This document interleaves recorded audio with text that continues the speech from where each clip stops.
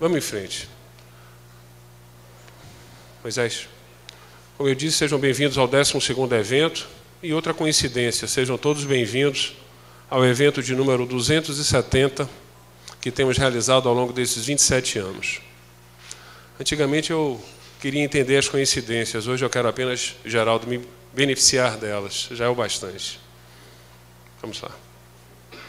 Bom, nós vamos agora, como sempre fazemos, passar um pequeno filme que tem vários objetivos. Moisés, dá uma dica de como é esse filme. Nosso filme de hoje mostra a importância do trabalho conjunto para melhorar o mundo. Ok? Vamos lá.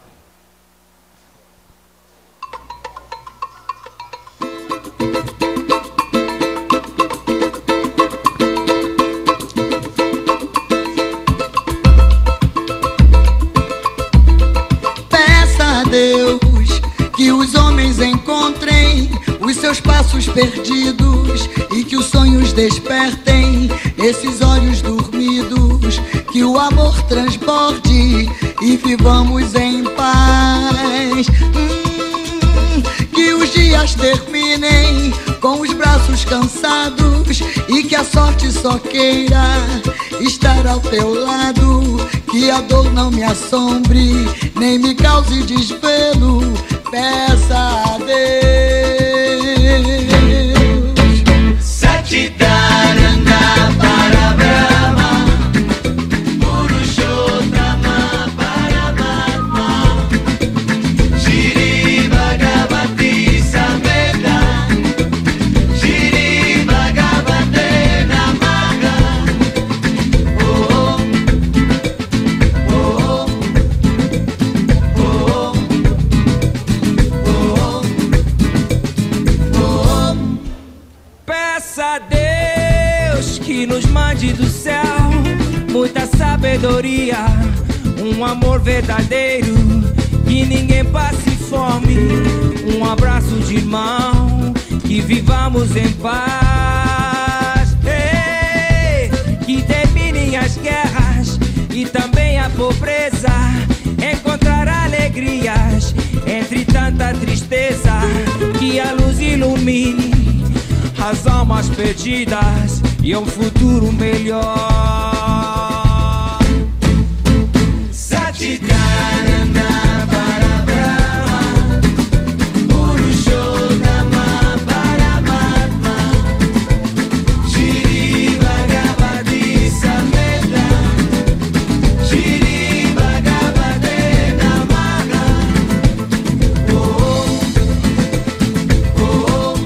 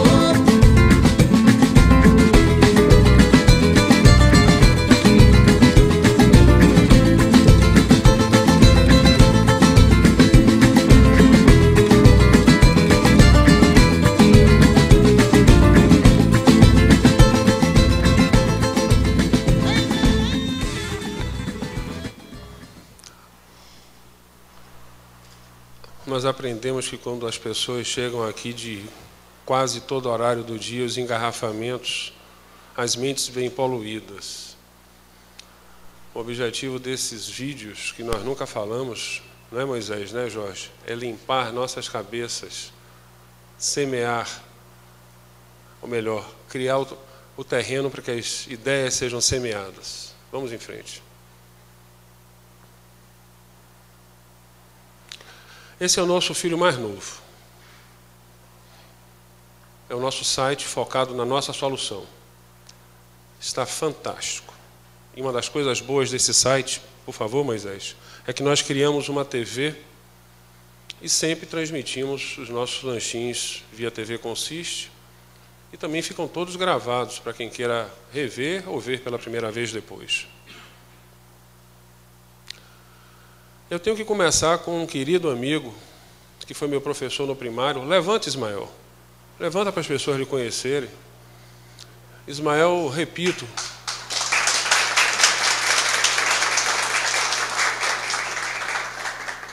claro que a brincadeira de ser professor no primário, mas Ismael fazia não só comigo, que sou bem mais novo, não é, Ismael?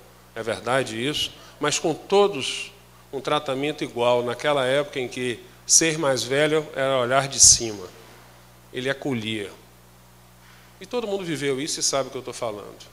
Mas um belo dia, muito tempo depois, já bem vividos, eu estava na UPB, na União dos Prefeitos da Bahia, União dos Municípios da Bahia, passando assim, já meio receoso do ambiente que eu ia encontrar por uma pilastra, e ele estava passando pela outra.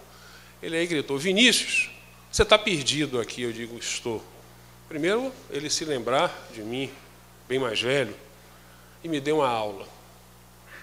E a gente não esquece quem lhe ajuda, nós não esquecemos. Mas o tempo passou, César assumiu o governo.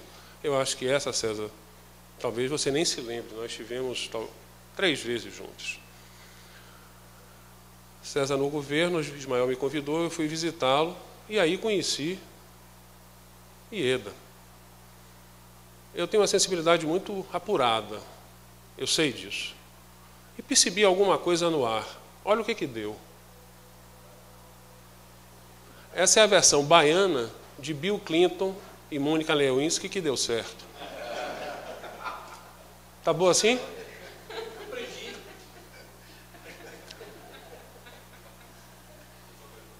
Isso tudo é verdade. Vamos em frente. Esse é o grande mentor desse lanchinho. Eu não vi. Ailton já chegou? Ailton é generoso. Eu descobri, Mário, que os meus amigos são generosos. Nós temos que ser generosos com os nossos amigos. A Consiste diariamente me dá 2 presentes. O primeiro presente é uma visão de mundo que, se eu tivesse continuado na Telebahia, que foi uma excepcional escola para mim, eu não teria. E segundo, a quebra de um paradigma, de que amigos, meu pai me disse, minha mãe me disse, certamente vocês ouviram, foram aqueles que foram colegas no primário. Então, mais ninguém pode ser amigo de ninguém, isso é uma maldade.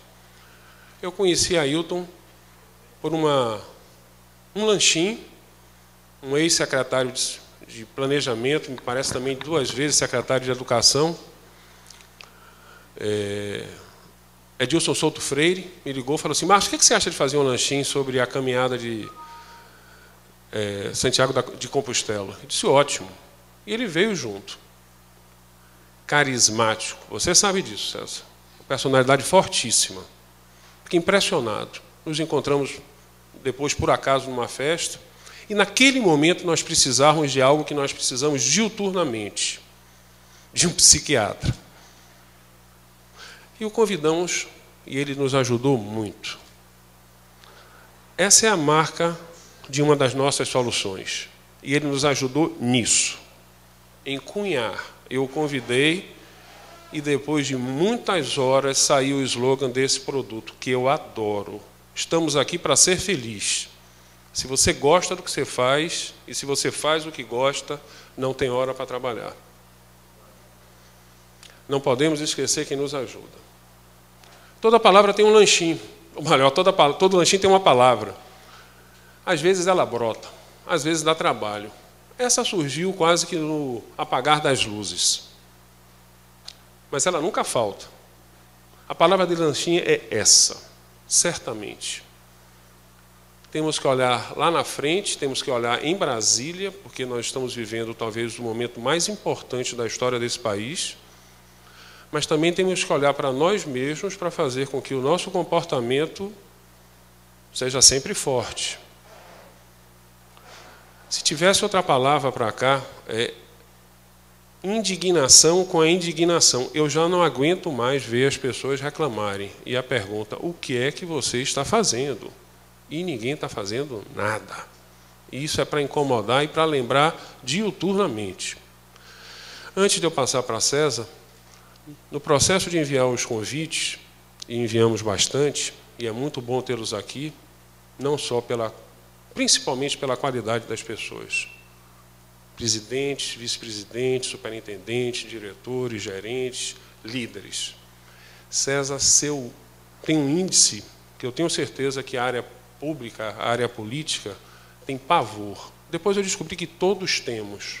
Quando todos temos, o nome é medo da rejeição. O seu é baixíssimo. Eu, como consiste, estou lhe dizendo isso. Foram pouquíssimos e-mails maldosos que recebemos. Parabéns. A bola é sua. Vem para cá.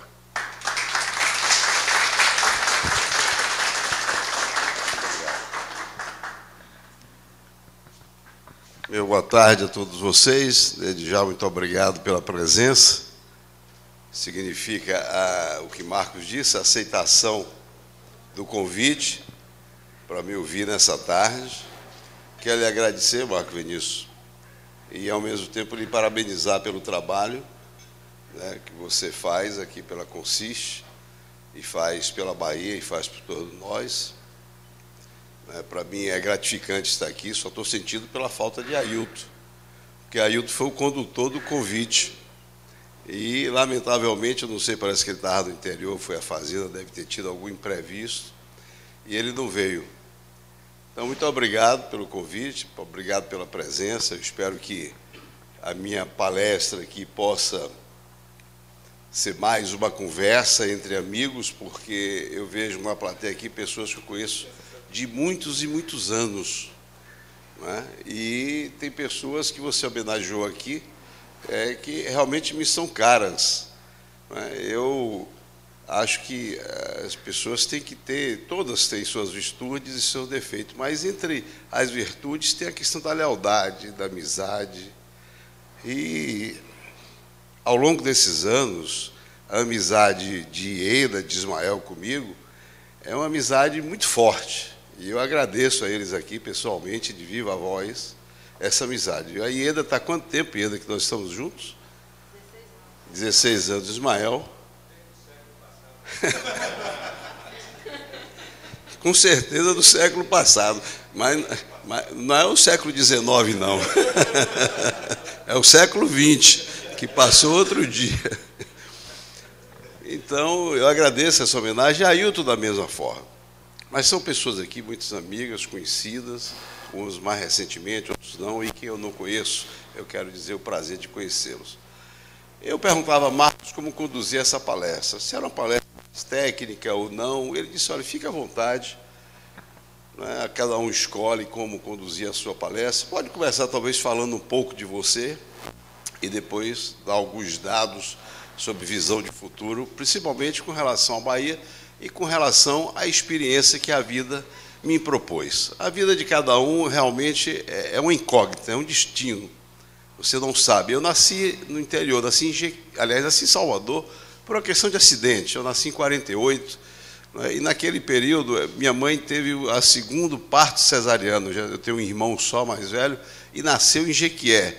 Então, o segundo parto cesariano era muito arriscado você fazer na cidade do interior. Estava se começando a fazer partos cesarianos. E nasci aqui no Hospital Português, mas me criei em Jequié, considero Jequié minha terra, Natal, tenho em Jequié meus amigos. E é uma concepção de vida que você nasce dentro de uma cidade do interior, dentro de uma comunidade interiorana. Mas minha mãe, quando eu tinha 10 anos, ela botou na cabeça que era muito bonito a farda do colégio militar. Ela achava linda, eu achava horrível, achava uma farda de baleiro. Você lembra do baleiro? Aquele que usava na porta do cinema, vendendo bala, tinha que chamar bem a atenção. E era assim que eu via aquela farda do colégio militar. Mas, enfim, eu vim estudar no Colégio Militar de Salvador e nunca mais voltei efetivamente para Jiqué, pelo fato que fiz aqui, não é, o meu curso, naquela época, fazia admissão para entrar no Colégio Militar, eu tinha que prestar um concurso, então estudei no Colégio Militar. Depois do Colégio Militar, que realmente é uma disciplina que para um menino de 10 anos pode, às vezes, ser até traumática, né? Mas que também lhe ensina muitas coisas, ele ensina a você enfrentar a vida, enfrentar os desafios. Eu me lembro que tinha um sargento lá, porque o sargento era, ele era o tutor da turma. Então ele chegou uma vez para mim e disse: mas você é um menino feio, viu? Você nunca vai arrumar namorada na vida. Aquilo me marcou tanto que me desafiou a ver se arrumava muitas namoradas ao longo da vida. A versão Jorge Amado chama Vadinho. Estou longe de Vadinho. Mas, enfim, estudei no Colégio Militar, depois estudei nos Maristas e ingressei na Universidade Federal da Bahia, na Escola Politécnica. Prestei vestibular. Aqui tem Marcelo Flores, que prestou comigo o vestibular. Me internei 30 dias numa fazenda, estudávamos 12 horas por dia, e felizmente todos nós passamos muito bem no concurso vestibular, e fiz meu curso de Engenharia Civil, e posteriormente fui trabalhar em Engenharia Civil e ensinar na mesma escola que eu tinha aprendido, que é a Escola Politécnica da Universidade Federal da Bahia, na disciplina de Estrada e Transportes, onde eu tinha a honra lá de ter como companheiro Vasco Neto, um engenheiro renomado, filho de Vasco Filho, né? Que também foi um engenheiro que lutou tanto pela logística e infraestrutura do nosso país. Pois bem, lá ensinei, fiz trabalhos de consultoria de engenharia, né? E um determinado momento, meu pai disse: olha, eu quero ver se eu faço lá por Jiqué. Meu pai sempre foi muito visionário, Valdomiro Borges, eu acho que muitos conhecem, ele foi prefeito de Jiqué, e ele é uma pessoa que sempre amou muito a sua terra natal, e se dedicava a Jiqué, né? E ele foi prefeito, foi deputado estadual, e ele disse: eu quero fazer algo por Jiqué, quero fazer um bom hotel em Jiqué, quero fazer um prédio, você pode verificar isso para mim? Eu digo: posso. Aí fui, fiz o projeto, contratei os arquitetos bons aqui de Salvador, lançamos essas incorporações, aí tive um breve retorno a Jiqué. Aí um episódio, você veja como é o destino. Meu pai era deputado estadual, tinha deixado de ser para ser candidato a prefeito em Jiqué, novamente ele já tinha sido prefeito, e aí foi no momento que houve aquele bárbaro acidente que faleceu Clériston Andrade, toda a chapa, Rogério, Luiz Calmon, né, que lá em Catiba, em Tapetinga, presídio, né, 8 ou 9 pessoas faleceram, e eram os candidatos a governo.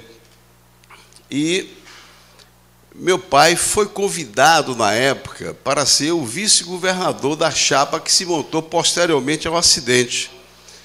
E ele, um homem do interior, ele disse: olha, para mim ser vice-governador é uma coisa que está longe, não vou aceitar. E eu queria que ele aceitasse.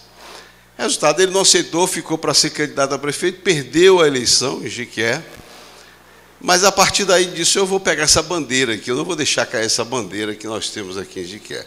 E toquei para diante essa bandeira e comecei a articular meus amigos que tinham em Jiqué, e disso daí nasceu a minha vida política. Eu comecei, meu primeiro cargo público, eu fui presidente da Associação Comercial e Industrial de Jiqué. Está aqui Nelson Brandão, que não me deixa mentir. Ele era do CDL, eu era da Associação Comercial, tinha o Wilson Andrade, tinha Joaquim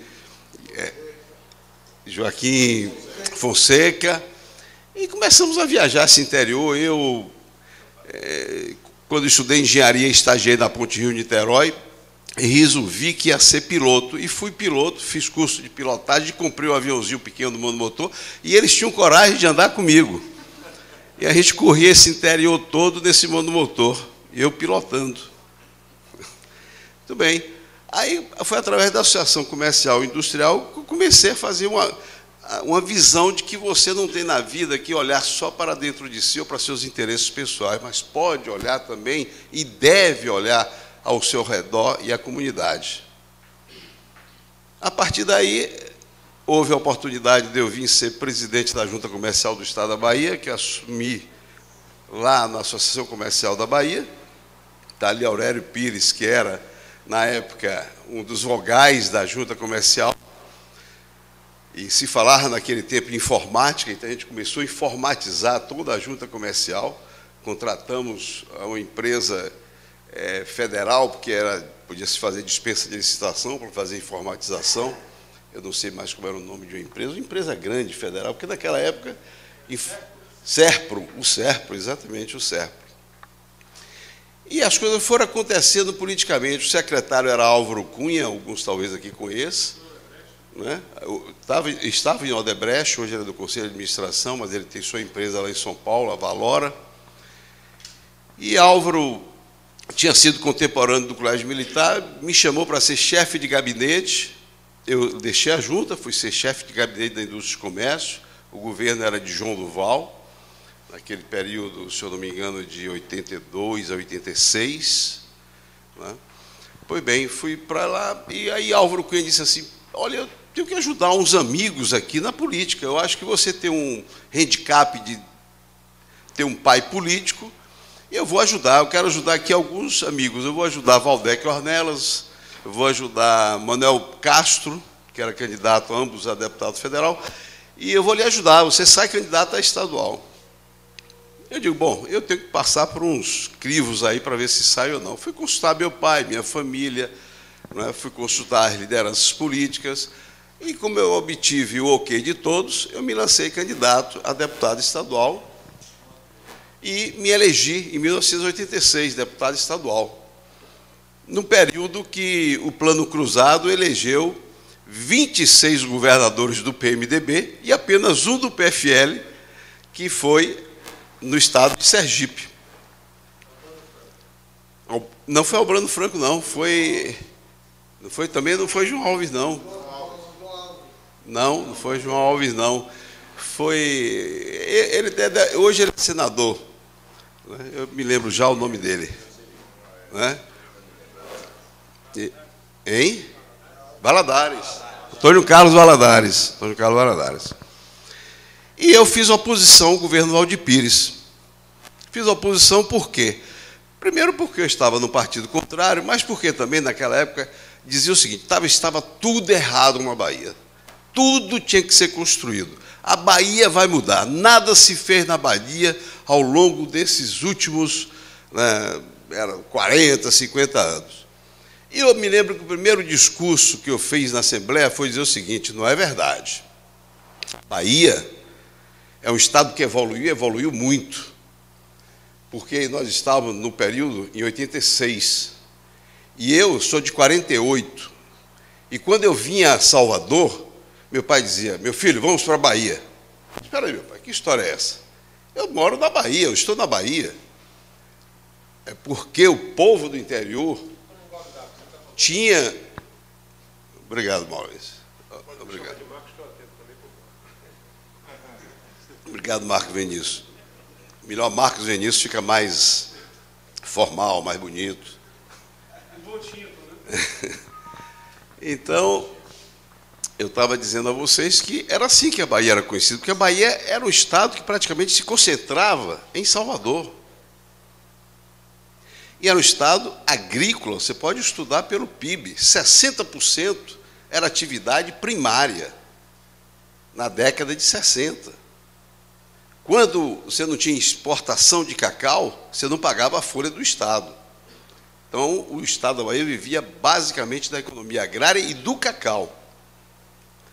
E eu, na minha juventude, eu vi um jiquiaense chegar ao governo do Estado, Lomanto Júnior, abrir uma estrada até Juazeiro. Eu vi Luiziana Filho abrir uma estrada até Xique-Xique, a 242. Eu vi Antônio Carlos Magalhães fazer a Estrada do Feijão. tá certo? Que foi, aliás, Luiz Viana foi até Ibotirama, 242, e Antônio Carlos até Xique-Xique.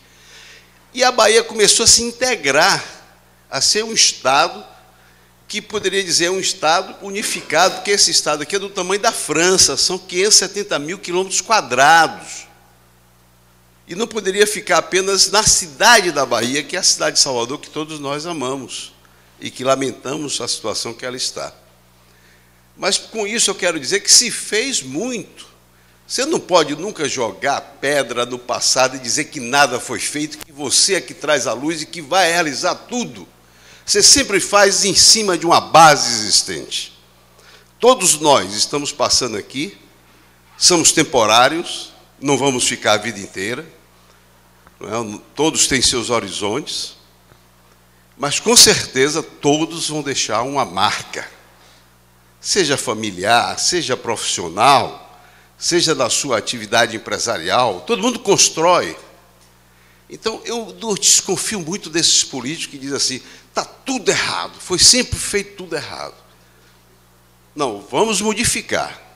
Erros sempre existem, mas não joguem dizendo que o passado não foi feito nada. Então, a Bahia, em 86, o dia não, a Bahia integrou. Ótimo que o governo que vem, que diz que a Bahia vai mudar, que mude efetivamente a Bahia para melhor. Porque mudança você só quer para melhor, mudança para pior ninguém quer. Muito bem, isso foi o de 86. Eu vi o governador Valdir Pires, à época, em 88, ele deixou o governo do Estado. Acho que a Bahia não modificou muito, não mudou. Chegou em 88, ele saiu, entrou Nilo Coelho, que fez, inclusive, um programa, eu diria, avançado para fazer mais estradas no interior do Estado, porque é muito difícil se interligar numa malha rodoviária esse Estado. Nilo Coelho trabalhou e fez muitas estradas, principalmente na região do oeste da Bahia. Não é? E vi novamente o Antônio Carlos voltar, democraticamente, nas eleições de 90, a governar o Estado da Bahia. Aí, nessa situação, eu já era deputado estadual, eleito em 86, renovei o meu mandato em 90 e fui convidado pelo governador Antônio Carlos para ser secretário dele de Saneamento, Recursos Hídricos e Habitação. E, nesse período, eu pude conhecer melhor a Bahia, conhecer esse grande Estado e ver que esse Estado, ele, na verdade, tem polos novos de desenvolvimento impressionantes e que foram descobertos há pouco mais de 20 anos. Porque quem se recorda da dificuldade, Ismael, um deles, para você vir a Alcobaça, Ismael, e chegar em Salvador. Ismael saía de Alcobaça, que está aqui, pegava um trem, chegava em Teófilo Otônio, e depois pegava a BR-116, que não era pavimentada, para chegar em Salvador. O extremo sul foi incorporado na economia baiana. O governo do Estado foi para lá e se instalou 8 dias. E depois nós tivemos a BR-101, que foi aberta. E Porto Seguro foi redescoberto. Porto Seguro foi o primeiro lugar onde os portugueses chegaram e depois ficaram, ninguém chegou mais. Foi preciso 500 anos novamente com a BR-101 para que Porto Seguro voltasse a ser esse grande destino turístico que é, o segundo maior da Bahia, depois de Salvador. Essa região foi redescoberta. O oeste totalmente esquecido. Essa região daqui, o além São Francisco, além, parecia que passou do além, né? Está no além São Francisco.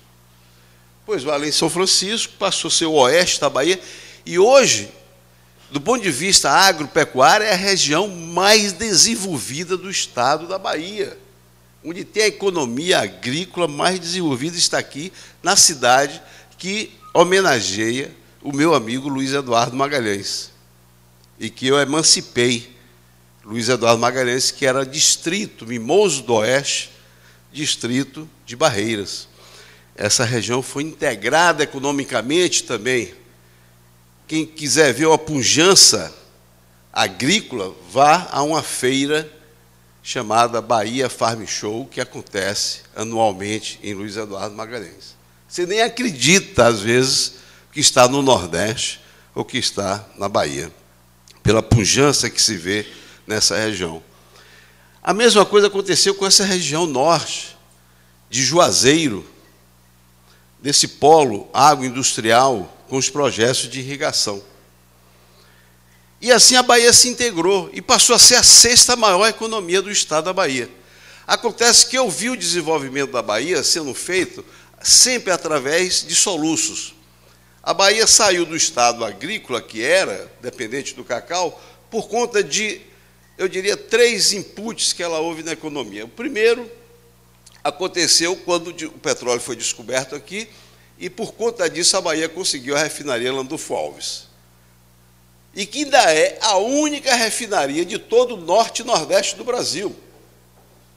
E nós, baianos, sempre que dizia, vamos ter uma segunda no Nordeste, nós, baianos, e eu que estava no governo, sempre lutamos, não é que não viesse a outra do Nordeste, mas que se ampliasse a da Bahia. E ela foi sendo ampliada, enquanto Pernambuco briga com o Ceará para saber se vai para Pernambuco, se vai para Ceará, se vai para o Rio Grande do Norte. Você me regula o tempo aí. Aonde?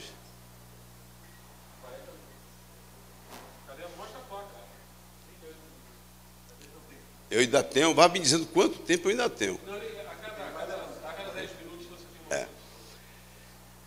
Então, a refinaria, sem sombra de dúvida, quem viveu sabe dessa história, a Petrobras, a chegada da Petrobras na Bahia mudou economicamente o Estado.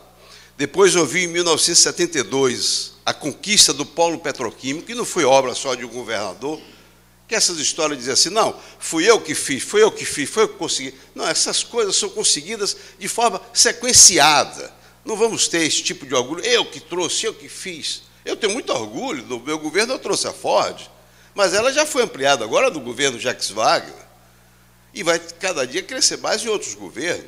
Você não é dono absolutamente de um processo. Então, o processo foi refinaria, depois polo petroquímico, que na implantação era algo inimaginável quando eu ia lá, Geraldo Machado está ali, a gente ia, isso aqui está sendo feito na Bahia, o polo petroquímico, segundo maior polo petroquímico, aliás, hoje é o primeiro polo petroquímico que eu acho ainda do Brasil, se você considerar de forma isolada, né, o polo petroquímico, e nós entramos numa fase onde a Bahia começou a entrar na fase terciária e quaternária da economia, que essa é a fase recente, onde a Bahia procurou se industrializar com polo calçadista, que foi interiorizado. O melhor exemplo a citar é a Azaleia. Eu representava na Sudênio a Bahia como governador, e um dia nós aprovamos 2 projetos que batiam 2 recordes. A Monsanto, que nós trouxemos o polo petroquímico, que era a maior inversão de capital e a menor geração de emprego. 200 milhões de dólares para gerar 200 empregos.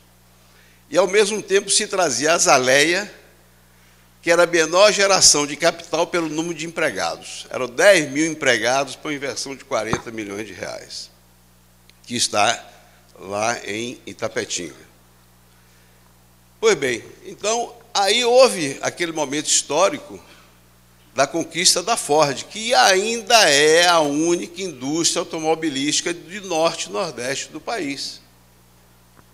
É a Ford.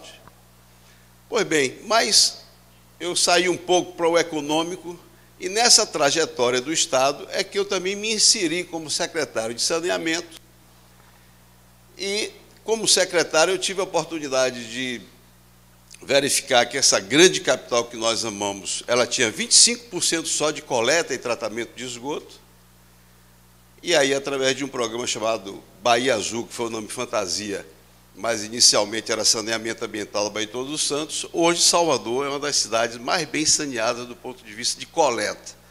Ainda há muito despejo ilegal nos rios urbanos de Salvador, mas o programa Bahia Azul, sem sombra de dúvida, foi um programa que foi complementado, 600 milhões de dólares que foram investidos. Eu era secretário à época, mas veja bem, eu iniciei um programa que já encontrei concebido no governo Roberto Santos, por um secretário chamado Walter Sanches. Eu apenas reformulei, toquei o programa, fui atrás do dinheiro, e depois ele foi executado em 3 governos. Começou quando o Antônio Carlos era governador, passou depois pelo governo de Paulo Souto, no meu governo, e foi concluir já quase no segundo governo de Paulo Souto. Porque houve essa continuidade e esse entendimento que o programa tinha que ser concluído. Muito bem. Obrigado. Eu fui secretário, como secretário de saneamento. Aí foi que eu tive a oportunidade de conhecer todo o interior do estado. Algumas cidades não tinham um abastecimento de água. Eu vou citar aqui a Adutora do Feijão. Quem conhece a região de Irecê, no passado você não conseguia com a água lá, que era água vinda de poços, que eram poços, são os poços no calcário, então a água fica extremamente básica, você não consegue nem ensaboar. A gente fez a Adutora do Feijão, trazendo água de Mirorós. Depois abastecemos essa região aqui toda de Vitória de Milagres, trazendo água do Rio do Paraguaçu. E assim por diante. Fizemos essa parte, foi uma experiência para mim magnífica trabalhar naquele período como secretário, porque trabalhei com uma figura que acho que é uma figura ímpar. Não vou discutir aqui defeitos nem virtudes, cada um que julgue. Agora, o meu julgamento da figura de Antônio Carlos Magalhães é que um homem público exemplar, que colocava a questão pública em primeiro lugar. Ele queria atingir os seus objetivos de servir a população. Ele dizia o seguinte: melhor do que 1000 palavras é uma ação. Então temos que operar, temos que trabalhar, temos que ser objetivos. Não vamos ficar divergindo, nem fazendo diletantismo, nem proselitismo político, porque não leva a lugar nenhum. Nós tínhamos que executar. E eu tinha em Embasa, na época, uma empresa extremamente problemática, 6.000 funcionários. Não conseguia pagar suas contas. Só tinha uma maneira da Embasa pagar suas contas. Era aumentar a tarifa. E quem paga a tarifa? O cidadão, o povo. Eu e o Antônio Carlos, que era aumento de tarifa. Ele dizia: mas, seu César Borges, o senhor é um rico sem sensibilidade social. Eu digo: mas, governador, eu não sou de rico e tenho imensa sensibilidade social. Eu, na Politécnica, eu era do PCdoB. Eu era chamado de cururu. Quem fez política estudantil, sabe, eu era do PCdoB. Eu contribuí. Valdomiro Borges deu muito dinheiro sem saber para o PCdoB, para a gente derrubar aquela ditadura que ninguém queria para o país. Pois bem, a partir desse entendimento, já que eu não podia aumentar a receita, eu tinha que diminuir as despesas.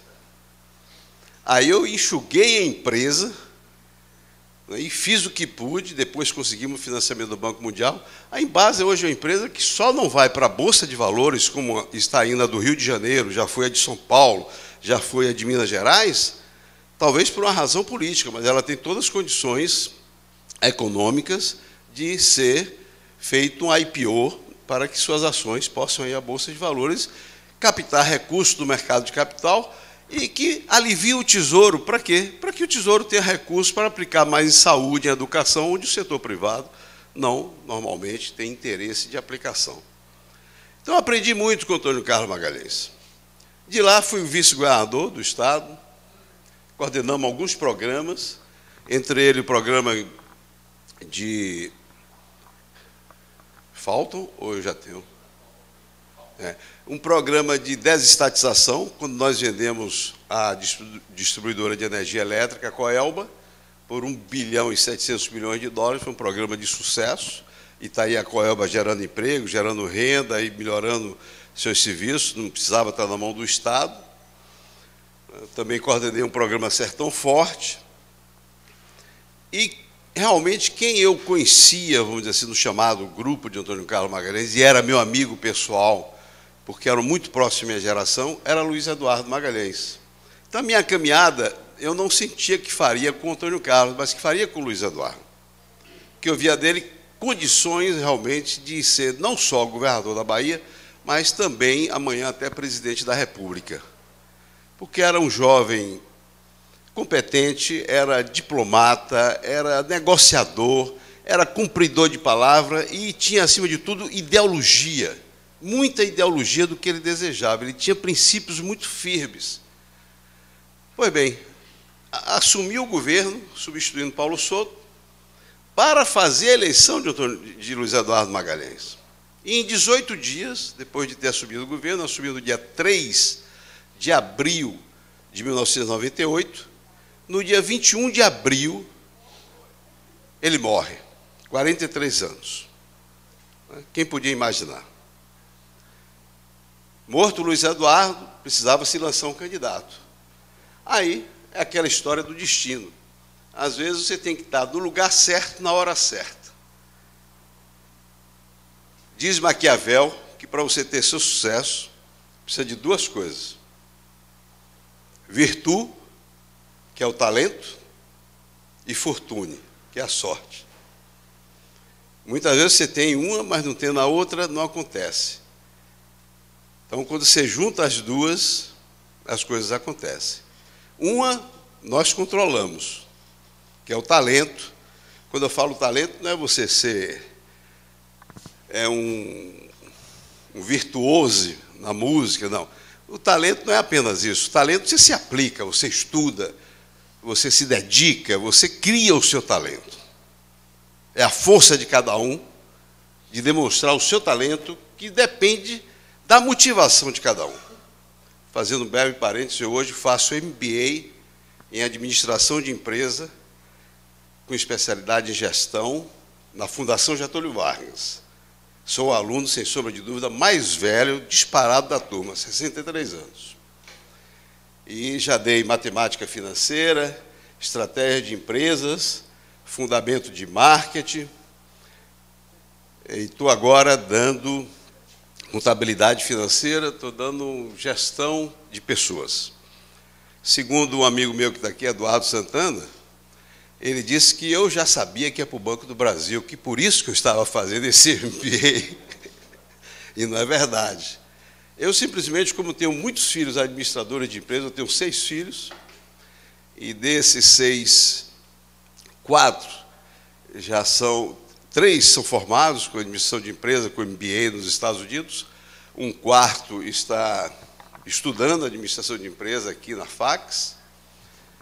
Eu tenho que falar a mesma linguagem desse pessoal. Eu sou engenheiro civil e, ao mesmo tempo, sou administrador, sou gestor, e faço isso tudo da forma romântica, onde você se aplica, você estuda, mas não tem uma base teórica.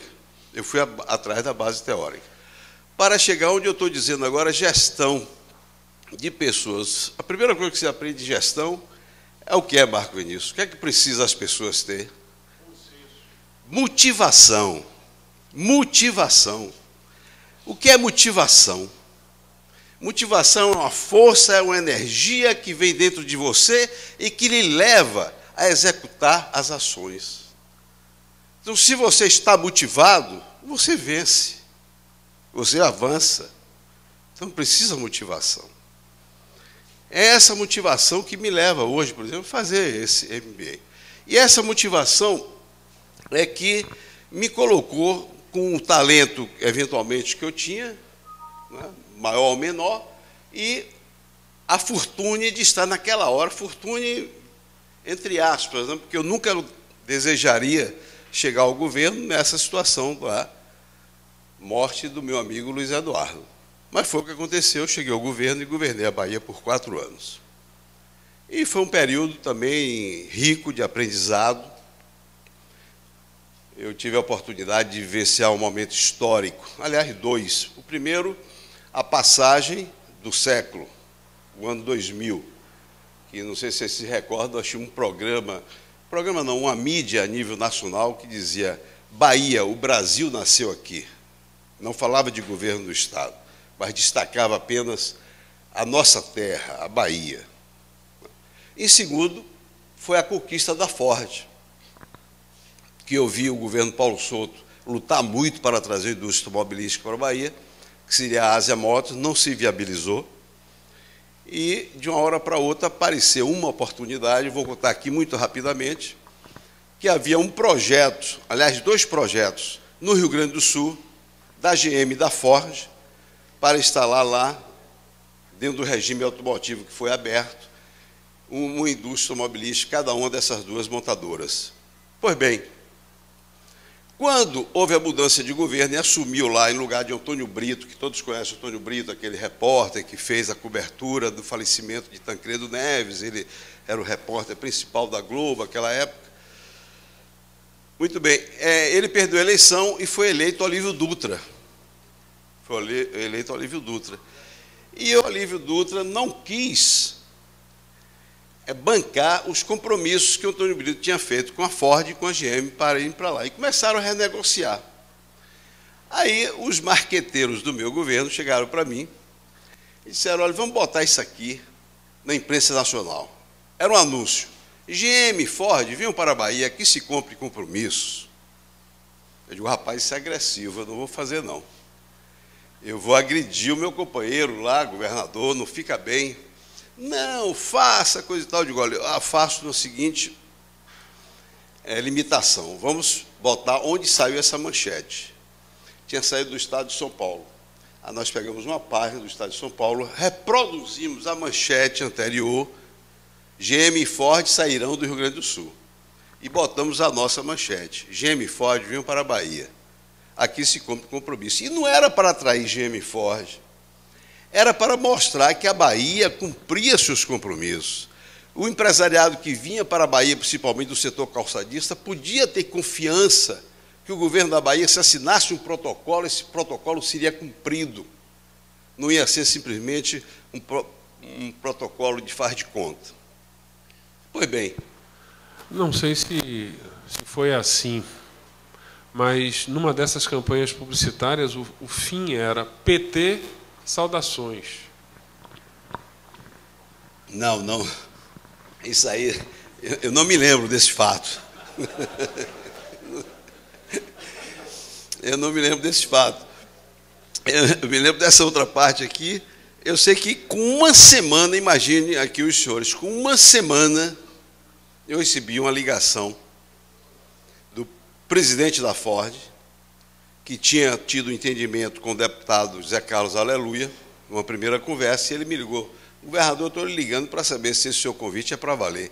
Digo, mas o senhor tem alguma dúvida? O senhor duvida? Eu sou um governador para publicar isso fazendo brincadeira, e realmente não era. Disse, já que há esse compromisso, eu estarei aí. Ele disse, o senhor pode vir. Ele, com 2 dias, chegou em Salvador, coloquei um helicóptero, corremos tudo, e daí por diante, a luta política foi grande, porque São Paulo não queria. Lutei muito com um grande político brasileiro que eu admiro, mas que não tinha a visão de que precisava integrar o Nordeste na economia moderna e industrial, que era Mário Covas. Tivemos dificuldade, vencemos a luta política, o Antônio Carlos era presidente do Senado, se colocou junto com o Fernando Henrique, enfim, nós conseguimos assinar um contrato no final de 99 com a Ford, e no final de 2001 a Ford já estava praticamente pronta, em 2002 já estava fabricando primeiros carros. Né? E está aí, ontem eu almocei em Brasília com o diretor da Ford, que está satisfeitíssimo com o que é feito na Bahia, com o nível da mão de obra baiana, e ela já está sendo ampliada pelo atual governo, que conseguiu, junto com o presidente Lula, a prorrogação das isenções de IPI. Não é? Então, nós estamos avançando com esse grande projeto, que nós tínhamos expectativa que iria incrementar o PIB baiano, o que efetivamente foi feito. Então, eu fui governador, saí do governo, fui para o Senado, também outra experiência extremamente enriquecedora, 8 anos no Senado. Procurei pautar a minha atuação sempre nas questões econômicas em defesa dos interesses baianos, sempre pedindo mais infraestrutura e logística da Bahia, porque como governador eu sentia que a Bahia, o governo federal tinha 2 grandes débitos com a Bahia, coisa que o grupo político que eu participava não conseguiu vencer essas barreiras. Primeiro, na educação. Nós só tínhamos uma única universidade federal na Bahia, que era a UFBA, durante tantos anos, desde lá Edgar Santos, não é? Até os tempos atuais, pouco tempo atrás, até o início do governo Lula. E aí o governo Lula fez uma grande coisa, que foi expandir o sistema universitário baiano, que só era expandido com as universidades estaduais. Nós temos 4 universidades estaduais.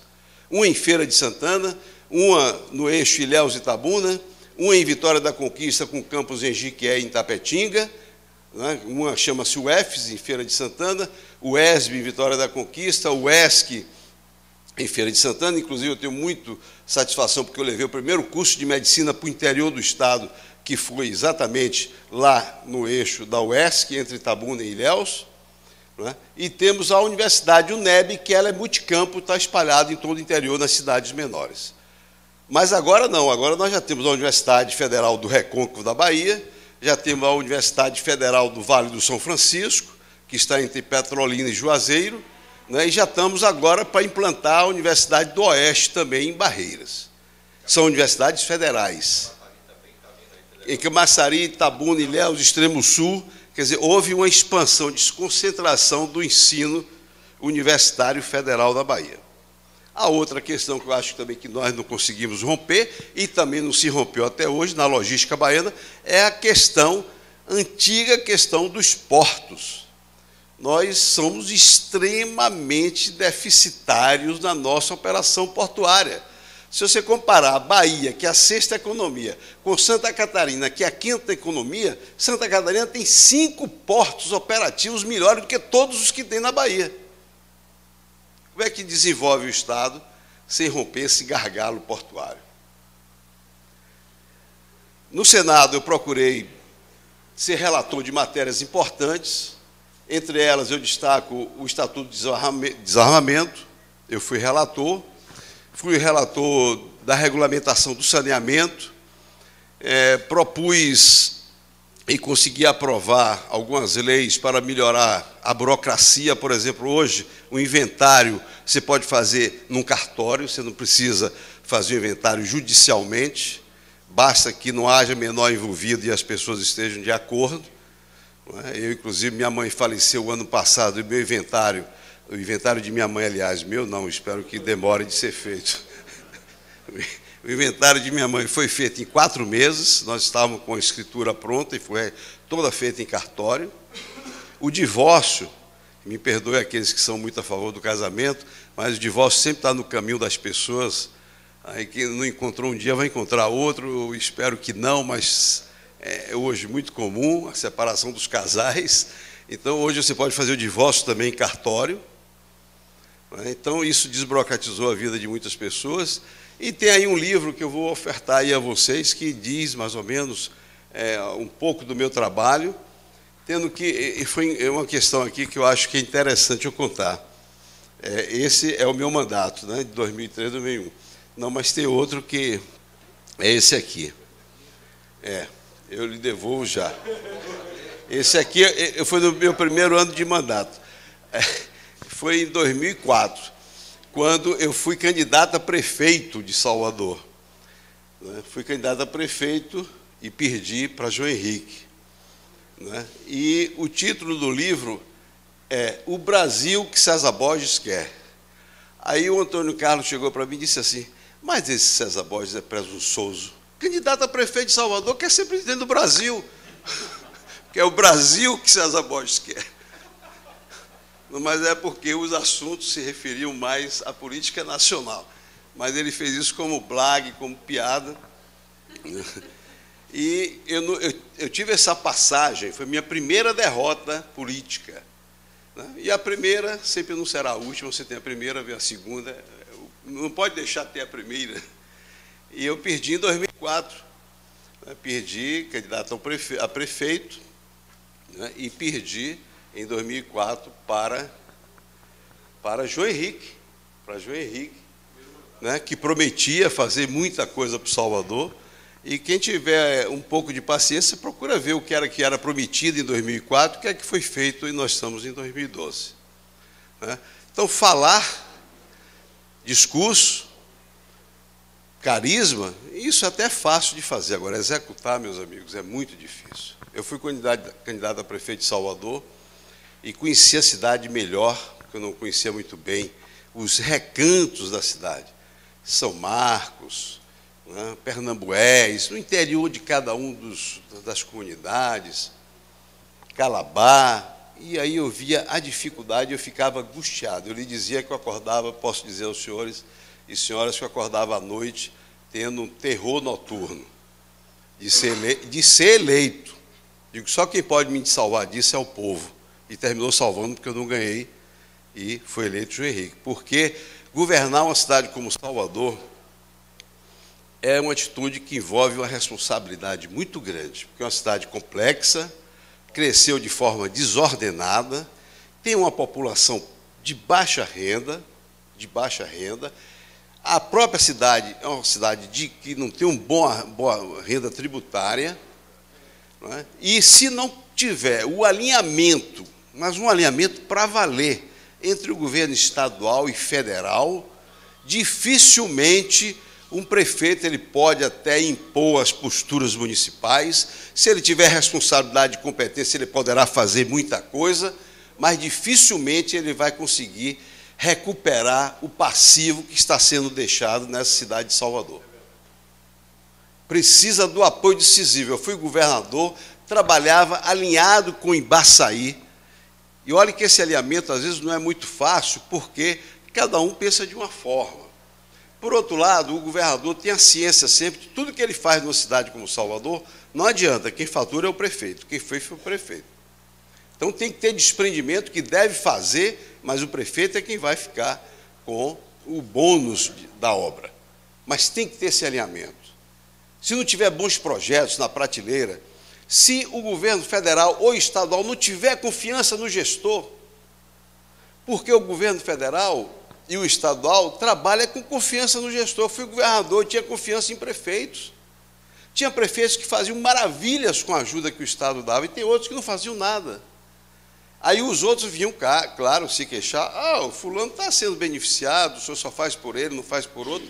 Não, é porque aquele tinha motivação, tinha responsabilidade, tinha competência, e o outro não tinha. Então, isso, essencialmente, é que eu acho que Salvador tem que ter agora, nesse momento tão importante.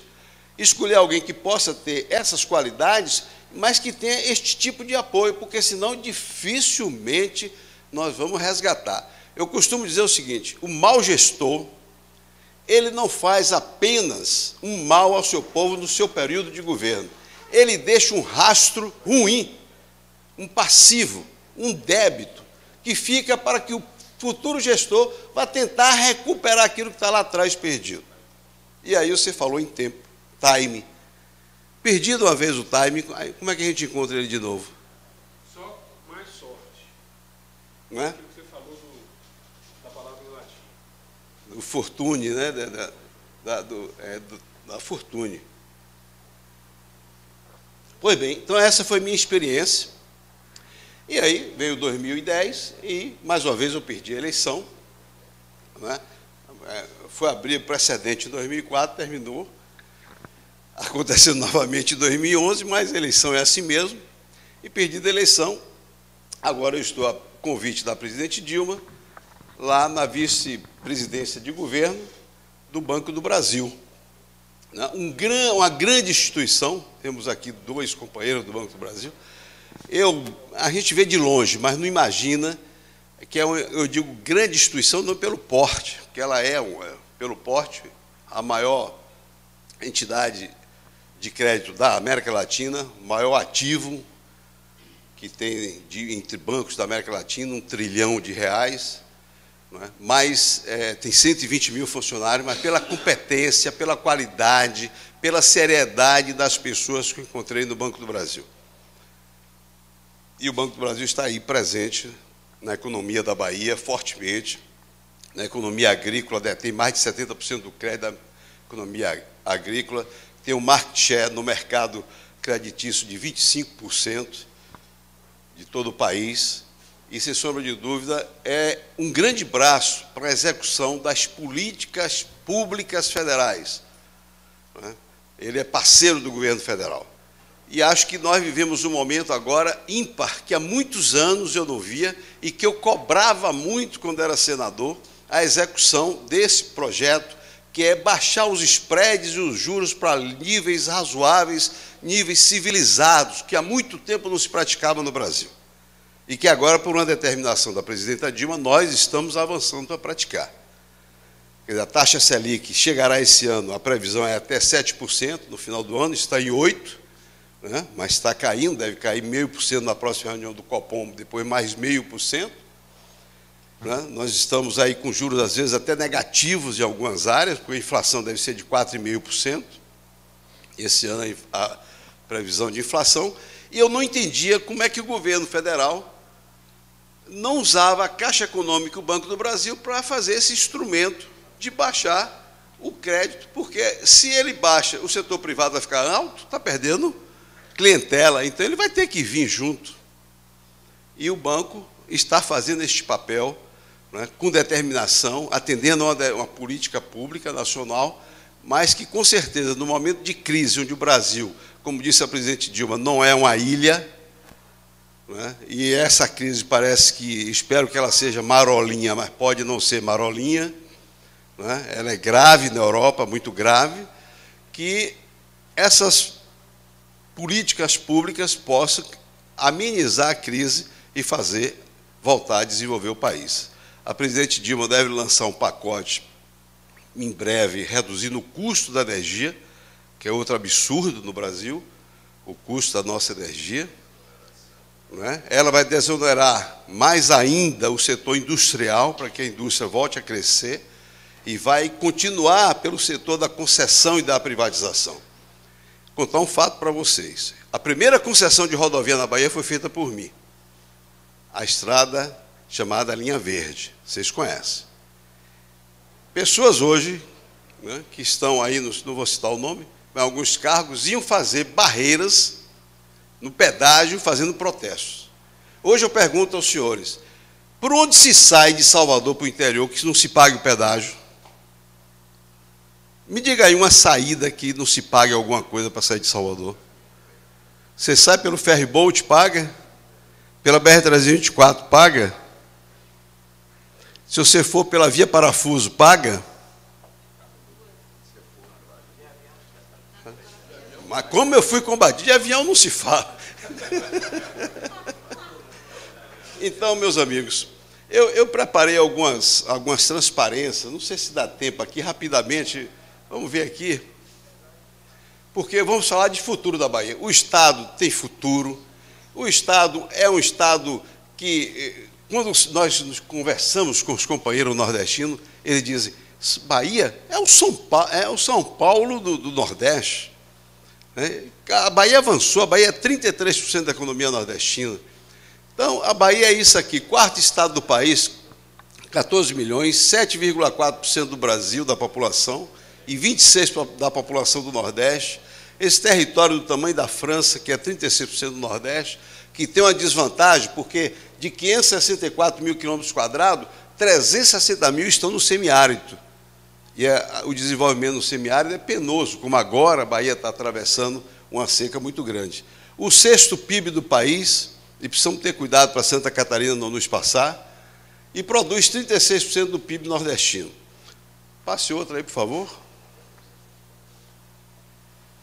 A economia baiana, ela ainda é periférica e complementar em relação à economia do Brasil. Temos que desenvolver muito mais ainda.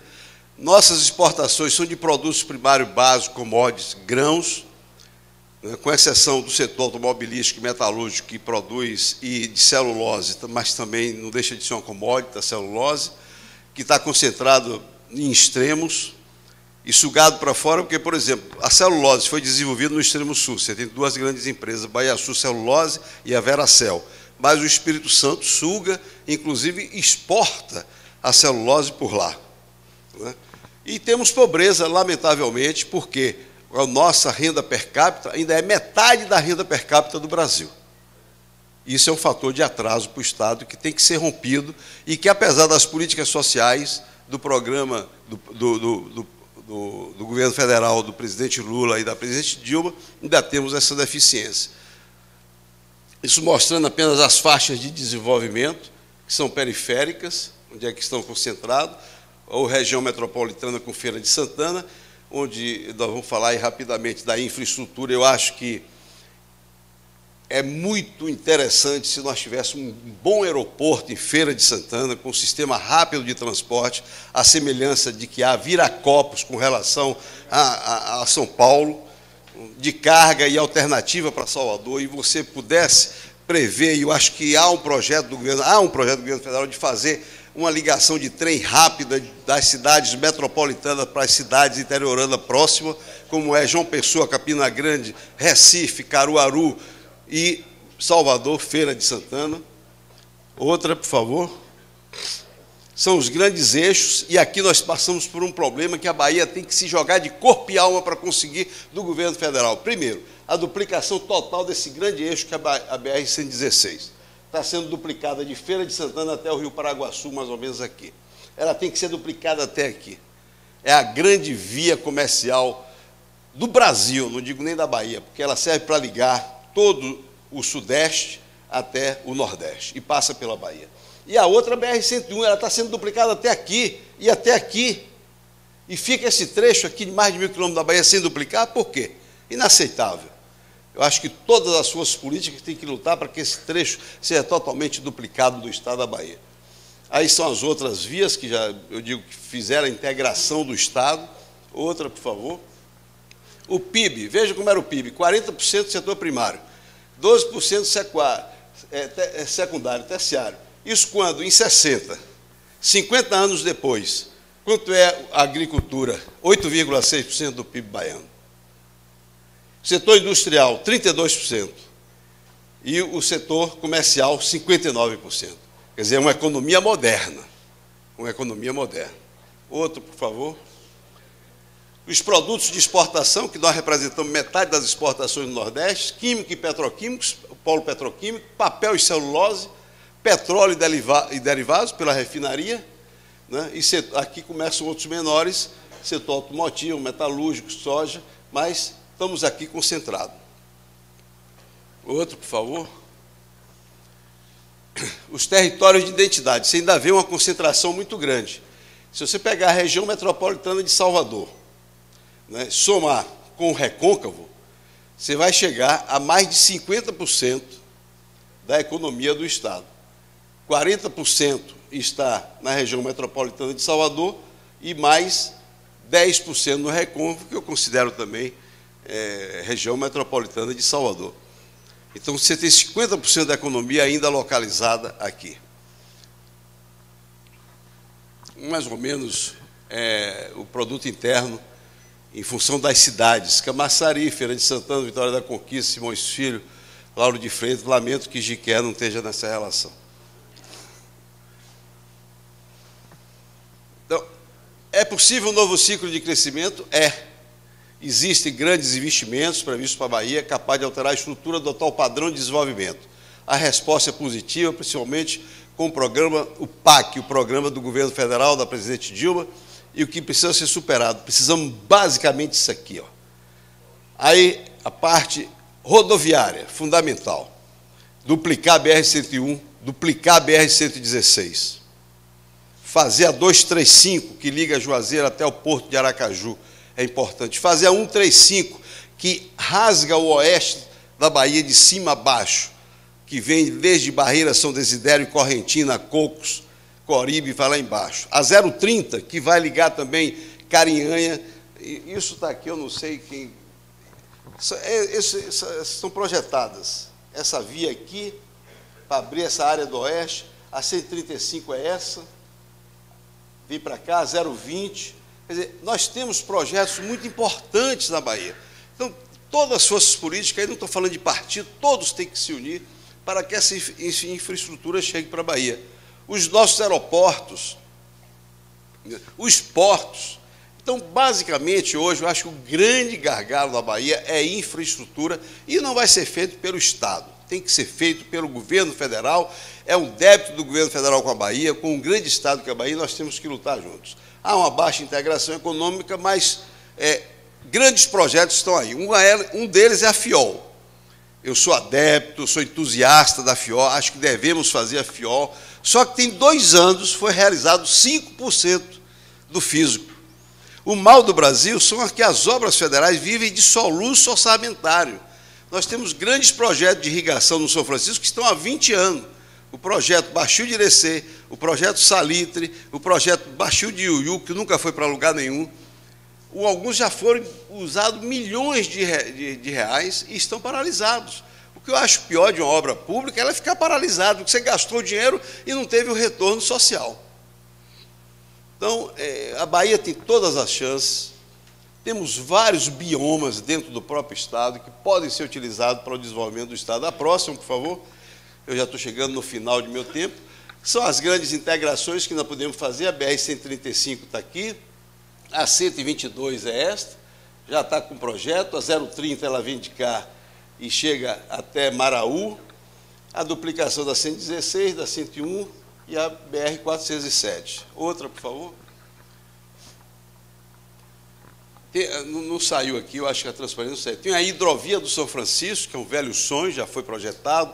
No meu governo, a gente contratou a CESP para fazer o projeto da hidrovia. Ela chegou a fazer, mas precisa de 70 milhões de investimento. É essa daqui, essa hidrovia do São Francisco. Você vai fazer essa interligação econômica, inclusive com a FIOL, que passa mais ou menos nessa posição e vai em direção ao Porto de Ilhéus. Próxima.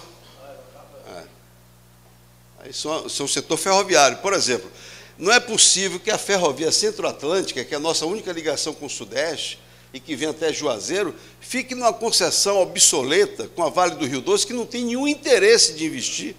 Ontem eu conversava com a Ford, se ela usa, ela disse que não usa. Porque você não sabe quando a carga chega, você sabe o dia que sai, mas não sabe o dia que a carga chega aqui no polo de Camaçari, na indústria da Ford. Próximo, por favor. E aí a integração que nós queremos, que, na verdade, essa FIOL, ela se transformar numa ferrovia bioceânica, que ela saísse do Porto de Ilhéus e vai até o Peru. Ela vem para se ligar com o Pacífico. Né? Aquela tinha um entroncamento com a Norte-Sul também. O desenvolvimento da região metropolitana, pode passar outros, rápido.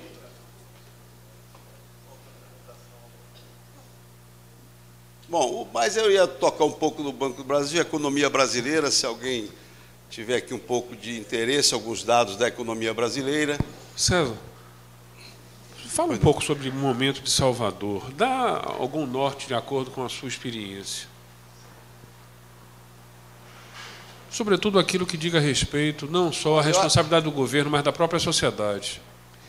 A sociedade tem que ser parceira do governo para nós avançarmos aqui em Salvador, principalmente criando a infraestrutura de educação, a infraestrutura social, para melhorar a vida de todos os cidadãos, mas é preciso também que Salvador receba investimentos na sua infraestrutura de logística.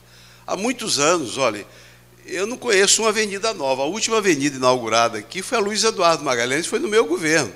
E eu fiz mais uma faixa de tráfego na paralela. De lá para cá, eu não conheço nenhum investimento para uma nova avenida.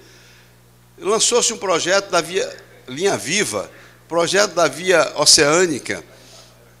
As coisas não saem. O governo agora está lutando, está, inclusive, bem empenhado em fazer a linha 2 do metrô, concluir a linha 1, que vai até Pirajá, e fazer a linha 2, que é a linha que vem, na verdade, ali da Insinuante, na Estrada do Coco, né, e vem até o Retiro, e no futuro ela poderia chegar na calçada, integrando ou interligando com o sistema ferroviário do subúrbio.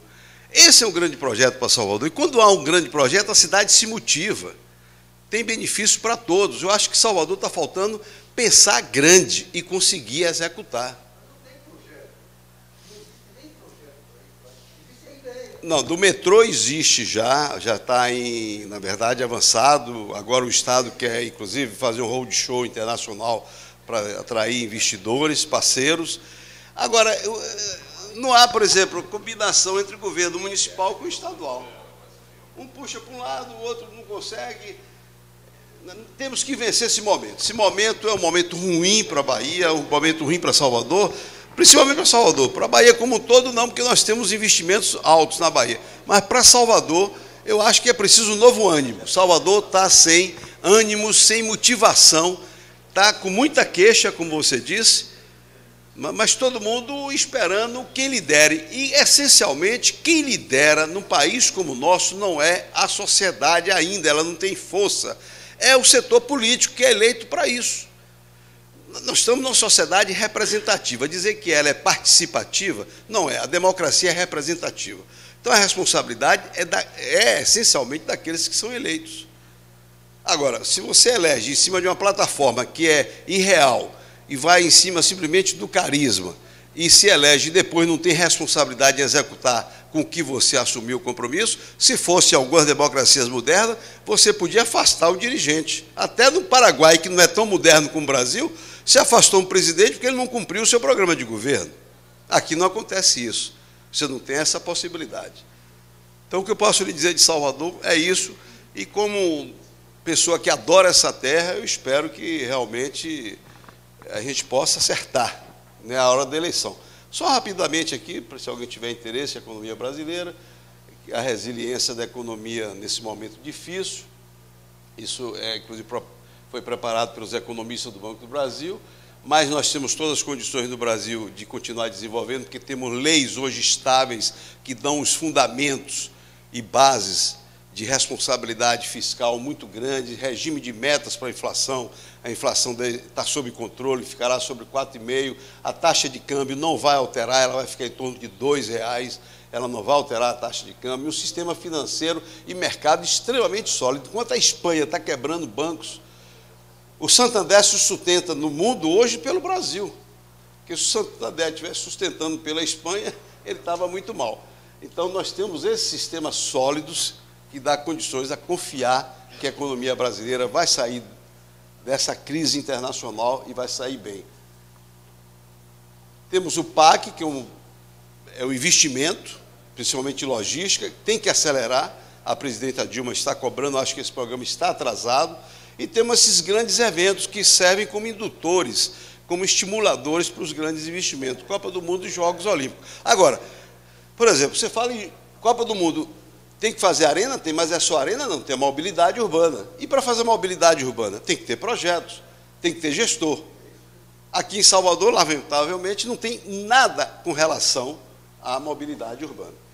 Então, temos o petróleo e o pré-sal, que também é uma grande expectativa. Próximo, estou só encerrando, emprego, renda, crédito, PIB sustentado pela demanda doméstica, que ainda tem capacidade de consumo, apesar do endividamento das famílias. A dívida externa, olha a reserva do Brasil hoje. Isso nunca existiu na história brasileira. 374 bilhões de reserva para uma dívida de 297. Olha como era a inversão em 2004. Olha o que aconteceu. Então, isso dá uma condição extremamente favorável ao Brasil. Mercado de trabalho, desemprego em queda. Com essa situação privilegiada, será que nós devemos tomar um curso com Carlinhos Cachoeira? Nós devemos ampliar a papuda para botar mais Carlinhos Cachoeiras na papuda. Mercado de trabalho, pobreza absoluta caindo. Por que eu tiro o chapéu para a política pública que foi feita pelo presidente Lula? Porque aquela história de vamos crescer o bolo para dividir, nunca divide. Vamos desenvolver o setor privado, porque através do mercado livre você vai atingir os mais pobres. João Maynard Keynes já dizia que o Estado tem que ser regulador da economia, ele tem que entrar, ele tem que ser regulador, ele não é o dono da economia, mas ele é o catalisador, o estimulador. E isso aconteceu. Um programa Bolsa Família, o senhor não quer mais trabalhar. Paciência, minha gente, o senhor que está ali morrendo de fome, você tem que dar alguma coisa, porque vai dinamizar o comércio, vai vender mais no comércio, vai favorecer novos empregos. E aconteceu e reduziu a pobreza. Veja essa redução, que coisa formidável que aconteceu. Eu disse isso ao presidente Lula: presidente, eu combati o seu governo, agora hoje eu tenho que reconhecer que o país teve um avanço enorme. Como é que não se reconhece esses dados? Não há aqui, não está se mascarando absolutamente nada. O próximo. A evolução das classes sociais, como a classe C cresceu. Quem é comerciante sabe o que isso significa, como você vende mais, o espaço que você tem de vender mais. mais renda na mão do consumidor, ao crescimento da classe C, pode ir, não, pode ir adiante. O PIB per capita, como tem crescido no Brasil. Então, a economia brasileira, além de resiliente, ela oferece grandes oportunidades de investimentos e eu acho que ela vai continuar crescendo. Eu sou otimista em relação ao Brasil, sou otimista em relação à Bahia e quero ser otimista também com relação ao Salvador. Espero que a eleição agora possa trazer esse otimismo mais próximo da realidade. Então, suas explorações, eu acho que aí está encerrando. Tem mais alguma coisa? Agradeço a todos os senhores a paciência. Muito obrigado.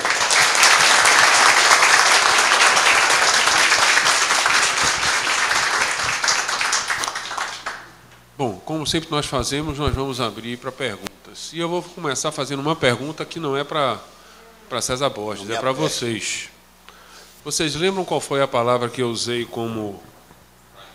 Hã? Está aqui. 1 minuto para fazer pergunta. É a forma que nós encontramos de administrar as vaidades e transformar isso em resultados. Quem começa? Eu. Bom dia a todos.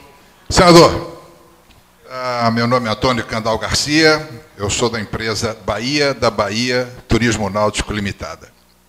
O senhor, quando governador e ainda um homem do mar, implementou em seu governo medidas absolutamente fantásticas para o desenvolvimento do turismo náutico e o senhor, como homem do mar, reitero, sabe a importância desse segmento. De lá para cá, choques de adversidades um atrás do outro. Pegando um gancho na colocação que o senhor fez, é possível um novo ciclo de crescimento? Sem sombra de dúvida, inclusive nesse setor náutico, porque eu sempre achei que a Bahia tem o maior litoral do Brasil, 1.100 quilômetros de litoral. Tem as duas, entre 3 baías, a primeira e a terceira maior estão aqui, a Baía de Camamu e a Baía de Todos Santos, que é a maior do Brasil. A Baía de Todos Santos é uma joia. Não tem poluição sequer de esgoto doméstico, porque foi tratado o esgoto no programa Bahia Azul, não só de Salvador, como do entorno da Baía de Todos os Santos. Eu fiz uma marina em Itaparica. Eles diziam que, por exemplo, esporte náutico é de elite, não é. Um barco gera de 3 a 5 empregos. E se a Bahia transforma num ponte internacional, nós fomos buscar regatas em Paris, na França, aliás, em Le Havre, a Jacques Vabre, trouxemos a mini Transat de Charente-Maritime para cá.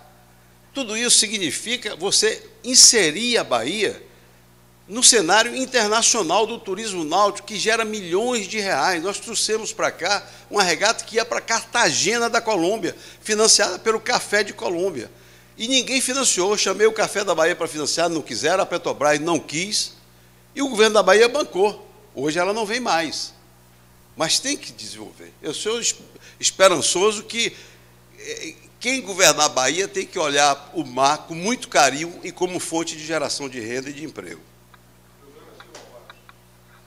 Obrigado mais uma vez à Consiste pela excelente palestra que nos proporcionou. Aliás, essa somatória de palestras que a Consiste tem proporcionado a nós equivale a uma pós-graduação de um peso bem significativo. Excelente a palestra do governador César Borges. Ele perguntaria, governador, como o senhor vê o futuro do litoral norte da Bahia? Olha, eu vejo muito promissor. Eu não vejo nada desenvolver para o turismo tão bem como o litoral norte da Bahia. Então, o que nós precisamos agora é resolver esse gargalo da ultrapassagem de Lauro de Freitas. E me parece que o projeto já está pronto, que a concessionária Litoral Norte traria, a partir do pedágio, uma nova via se encontrando com a CIA Aeroporto, porque ali é um gargalo que existe na Estrada do Coco, depois da travessia do Rio Joanes. Não é? Então, você viria com ela aqui, quando chegar mais ou menos próximo Lauro de Freitas, ela derivaria para sair aqui na CIA Aeroporto, que você já vai estar duplicada, né? É pedagiada, claro, mas, lamentavelmente, eu acho o seguinte: por que é que o pedágio eu considero justo? Porque quem vai usar a linha verde é quem pode pagar, não é não é aceitável que alguém lá de Xorroxó, e eu acho que poucos aqui conhecem Xorroxó, alguém conhece Xorroxó?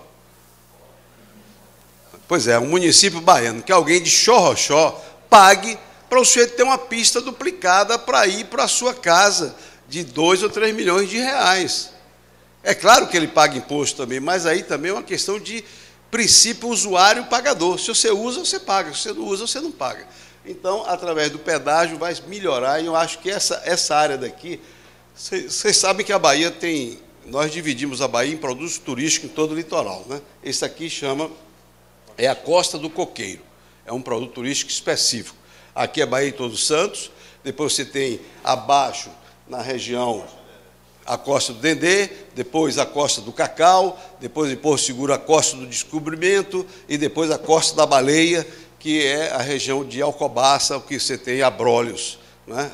Foi dividido assim em produtos turísticos. O que nós precisamos é bons aeroportos, recuperar os existentes e ampliar a rede aeroviária para que todos esses produtos turísticos possam ser acessados diretamente pela fonte emissora, que fica em São Paulo, fica na Argentina, diretamente, sem nem vir a Salvador. Geraldo Magalhães Machado.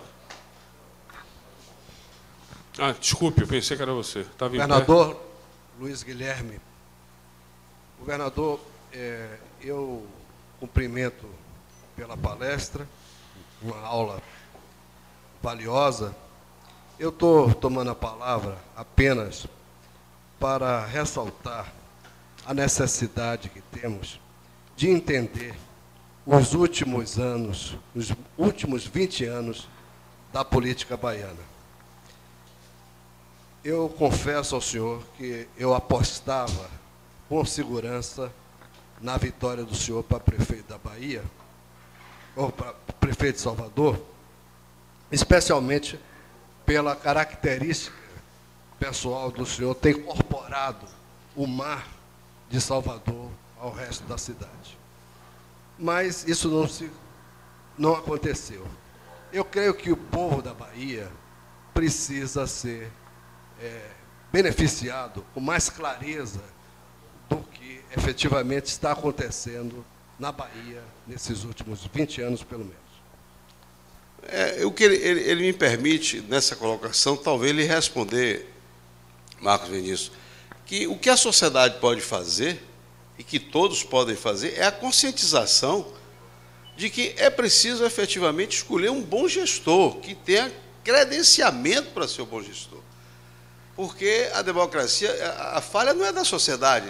Os políticos falham na comunicação. Comunicação é essencial. Alguém, às vezes, tem uma comunicação melhor do que o outro. Mas a sociedade tem que saber distinguir o joio do trigo, porque senão amanhã, paciência, a gente fica sofrendo. Ney. Eu vou falar como um dinossauro, pelo tempo que alguns já me conhecem aqui, porque eu vim desde o governo Balbino, com a energia no interior e tal, antigo, professor de macroeconomia, economia baiana. Queria dizer que raras oportunidades em toda a minha existência, aprendi aqui algumas coisas hoje. Primeiro, aqui nesta casa, Marco Ministro disse que nos fala eu, se fala nós. Nós, não importa, nós. Aqui nesta manhã, nós tivemos primeiro, inicialmente, um time porque você falou de quem chega com o tráfego, então precisaria ter aquela parte inicial. E poucas ocasiões eu tive a oportunidade de ver alguém falar de economia com tanta precisão, com tanto conhecimento, de uma forma tão precisa e sem aquele economês. Brilhante palestra, uma forma onde eu, nesta manhã, passei pela economia, pela macroeconomia, pela economia internacional, de maneira que eu quero parabenizar, não vou fazer perguntas, porque até acho que tanta coisa o senhor fez mais que nem falou, até o Porto de Aratu, que foi uma das bases, que você nem teve tempo de falar tudo, mas foi brilhante, e nós saímos daqui com aquilo que você gostaria, que foi a palavra final. Por isso que eu vou até pedir licença, porque eu estou com o horário apertado, a palavra final que nós estamos saindo hoje, graças a essas palestras, a esse otimismo e a crença de que existem homens nesse país que podem ocupar cargos e serão capazes de realizar muito mais do que nós estamos dependendo. Muito obrigado por essa oportunidade. Eu que agradeço.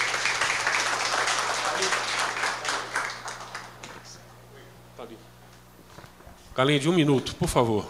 Menos ainda. Governador, enquanto os outros estão saindo entusiasmados, eu estou saindo meio deprimido e meio triste. Porque a gente vê todo esse potencial, mas nós temos que considerar, o senhor falou que a Bahia é metade da renda per capita do Brasil. Salvador é a penúltima renda per capita do Brasil, última, porque Palmas está em ascensão.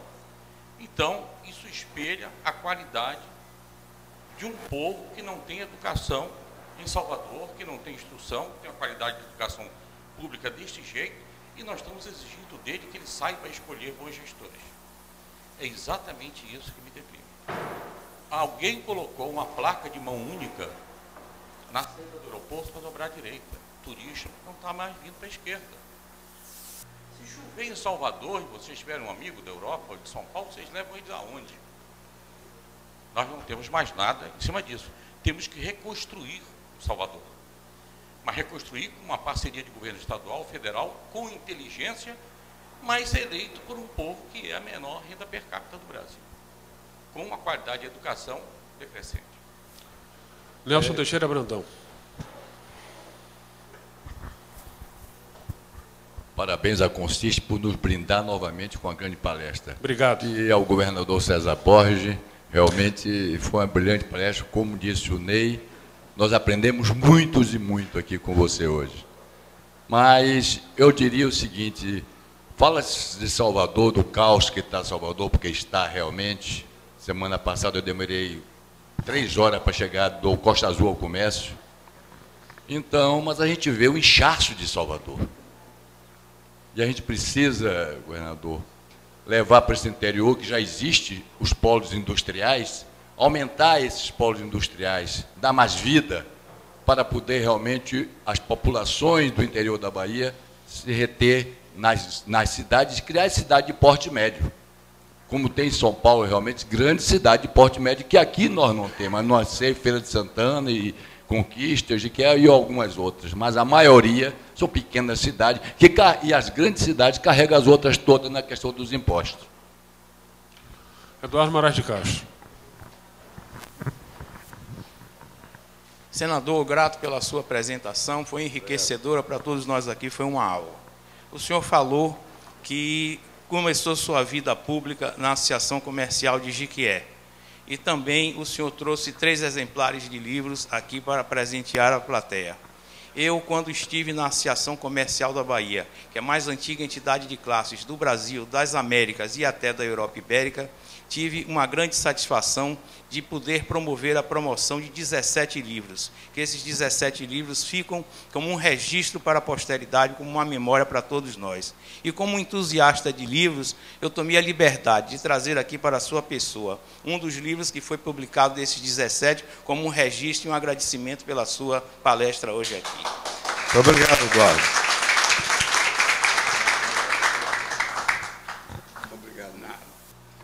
Parabéns pela grande gestão que você fez nessa nossa veneranda Associação Comercial da Bahia. Com grandes colaboradores como Nelson Brandão, Marcos Augusto, Aurélio Pires e outros. Você sabe que minha primeira posse, que foi como presidente da Junta Comercial, foi lá. E quando eu fui governador, fiz questão que o presidente da Junta Comercial fosse um ex-presidente da Associação Comercial da Bahia, que foi Elber Pereira, né? O senhor tem uma pergunta? Bom, senhores. Geraldo Machado queria falar alguma coisa, eu vi aqui. Cadê Geraldo? Saiu? Acho que ele saiu. Eu tenho certeza que foi muito bom. Quero agradecer a presença, aos quilos de alimentos. Vou pedir a Gesimiel para fazer o nosso fechamento com uma pequena lembrança e, em seguida, fazermos um milagre, tirarmos uma foto, como temos feito, com essa pequena multidão, todos juntos ali, para ficar registrado. César, parabéns. Muito bom. Só um instante, só um instante. César, Eu, particularmente, me sinto muito alegre por ser seu conterrâneo, né, da nossa deliciosa cidade de Sol de Jequié. Claro, Jorge. Vou repetir. Me sinto muito alegre por ser seu conterrâneo da deliciosa cidade de Sol de Jequié. Né? Nós, aqui da Consiste, estamos muito honrados por sua presença, agradecidos pela sua generosidade em doar seu tempo e vir aqui. Queremos lhe presentear com esse presente para marcar esse momento conosco.